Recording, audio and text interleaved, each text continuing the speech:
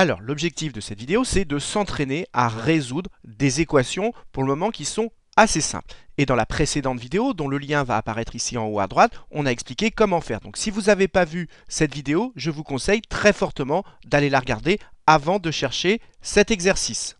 Alors, je vais quand même rappeler rapidement ce qu'on a dit dans cette vidéo. La première chose à comprendre, c'est que quand vous avez une équation, vous devez penser à une balance qui est équilibrée. Prenons la première équation, ça veut dire que ceci x-4 égale 5.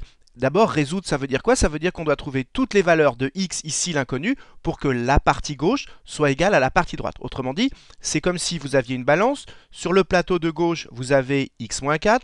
Sur le plateau de droite, vous avez 5 et vous devez trouver x pour que la partie gauche soit égale à la partie droite. Et donc, qu'est-ce qu'on a le droit de faire quand on résout des équations? Eh bien, c'est comme sur une balance, on a le droit de faire la même opération des deux côtés. Concrètement, ça veut dire quoi? Ça veut dire que si vous rajoutez une pomme à gauche, eh bien, il faut rajouter une pomme à droite. Et donc, mathématiquement, ça veut dire que vous pouvez additionner ou soustraire le même nombre des deux côtés, ça ne change pas l'équation. Et vous pouvez également multiplier ou diviser par un même nombre des deux côtés. La seule chose dans ce cas-là à laquelle vous devez faire attention, c'est que ce nombre, si vous multipliez ou divisez, ce nombre, il doit être non nul. Donc voilà, maintenant vous avez tous les éléments pour traiter cet exercice. Donc maintenant, appuyez sur pause, cherchez bien cet exercice et seulement après avoir bien cherché, regardez la suite de cette vidéo.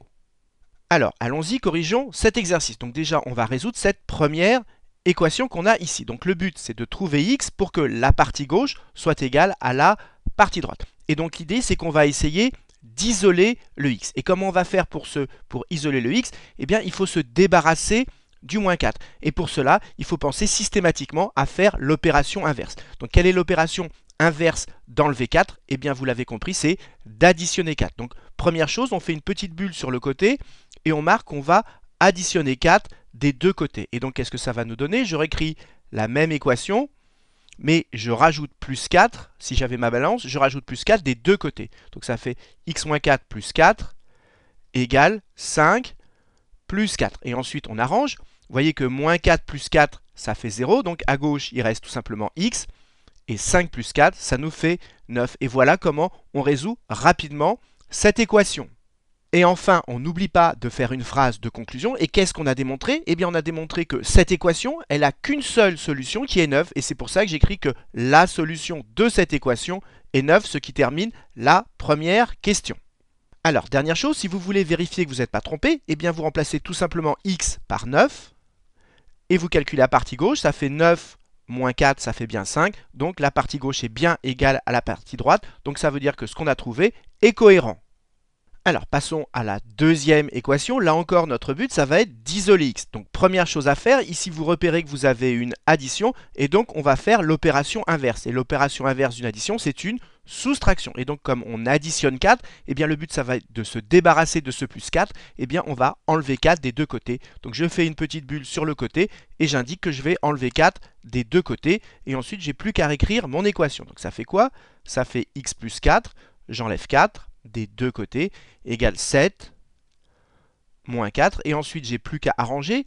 4 moins 4, ça fait 0. C'était ça l'intérêt. Et donc, à gauche, il me reste plus que x. Et à droite, il me reste quoi? 7 moins 4, ce qui nous fait 3.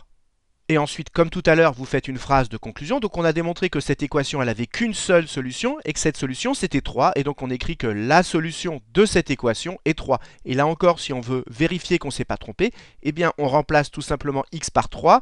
Et 3 plus 4, ça fait bien 7. Donc, ça reste cohérent. Alors, passons à la troisième équation. Et là encore, notre but, ça va être d'isoler x. Alors déjà, première chose à bien remarquer, c'est quand on écrit 4x, entre le 4 et le x, eh bien, il y a un multiplié qui est sous-entendu. Donc ici, on a une multiplication. En fait, on prend x et on le multiplie par 4. Et donc, il va falloir, pour isoler le x, se débarrasser du x4 et donc faire l'opération inverse. Et quel est l'inverse d'une multiplication? Eh bien, c'est le fait de faire une division. Et donc, ici, on va tout simplement diviser par 4 des deux côtés. Alors, allons-y, on va diviser par 4 des deux côtés. Donc, on obtient 4x sur 4. Et ici, on obtient 6 sur 4. Et l'intérêt ici, c'est que quand vous avez 4x divisé par 4, ça fait x. Par exemple, si vous avez 4 boîtes et que vous divisez entre 4 personnes, eh bien, ça fait une boîte chacun. Donc, comprenez bien que 4x divisé par 4, ça fait un x, c'est-à-dire x. Ensuite, 6 divisé par 4, soit vous le tapez à la calculatrice, soit vous le calculez de tête. Comment on divise par 4? Eh bien, on divise par 2 deux fois. Donc 6 divisé par 2, ça fait 3, et vous redivisez 3 par 2, ce qui fait 1,5. Et donc, on trouve que x égale 1,5. Donc, on a démontré que la solution de cette équation, c'est 1,5.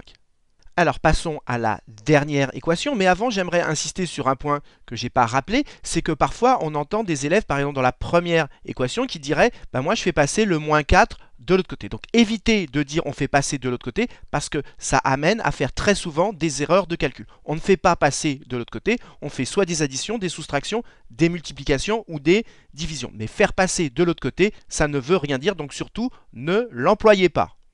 Alors passons donc à notre dernière équation. Vous voyez qu'ici, à gauche, notre objectif, ça va être d'isoler x et donc de se débarrasser du divisé par 4. Donc ici, c'est une division et donc, vous l'avez compris, comme il faut faire l'opération inverse, eh bien le contraire, l'opération inverse de diviser par 4, c'est tout simplement multiplier par 4. Donc ici, on va multiplier par 4 des deux côtés. Donc on y va. Donc je prends ceci, je multiplie par 4. Donc ça fait 4 fois x sur 4 égale 4 fois 5. Et là, vous devez bien comprendre que si vous prenez un nombre, que vous le divisez par 4 et qu'ensuite vous multipliez par 4, eh bien vous retombez sur le même nombre. Donc il faut bien comprendre que 4 fois x sur 4, ça fait tout simplement x. Voilà l'intérêt de multiplier par 4. Et je répète encore doucement, vous prenez un nombre, par exemple 10, vous le divisez par 4 et ensuite vous le multipliez par 4, eh bien vous obtenez forcément 10. Et donc c'est exactement ce qu'on a ici. Et de l'autre côté, 4 fois 5, ça fait tout simplement 20. Et donc, on a démontré que la solution de cette équation, il n'y en a qu'une seule, et c'est 20. Et là encore, si vous voulez vérifier que vous n'êtes pas trompé, vous remplacez tout simplement x par 20. 20 divisé par 4, ça fait 5. Ça reste cohérent. Alors, qu'est-ce que vous devez retenir de cette vidéo? Eh bien que pour résoudre une équation, eh bien on pense à faire la même opération des deux côtés comme avec une balance. Et comment choisir l'opération? Eh bien vous faites tout simplement l'opération inverse. Donc ici, s'il y a plus 4, vous faites moins 4. S'il y a moins 4, vous faites plus 4. Si c'est un multiplié, vous faites un divisé. Et s'il y a un divisé, vous faites un multiplié. Et dernière chose, surtout ne dites pas, par exemple comme ici, on l'entend souvent, j'ai fait passer le moins 4 de l'autre côté. Au contraire, vous faites une bulle comme j'ai fait ici, qui indique l'opération qu'on fait pour passer d'une ligne à une autre. Dans de très nombreux pays, eh bien, ils indiquent systématiquement à droite l'opération qui est faite. Ça permet de mieux comprendre les calculs. Donc voilà, j'espère que cette vidéo vous a permis de mieux comprendre comment résoudre des équations simples en faisant la même opération des deux côtés. Et comme d'habitude, si vous avez apprécié cette vidéo, n'hésitez pas à la partager et à la liker.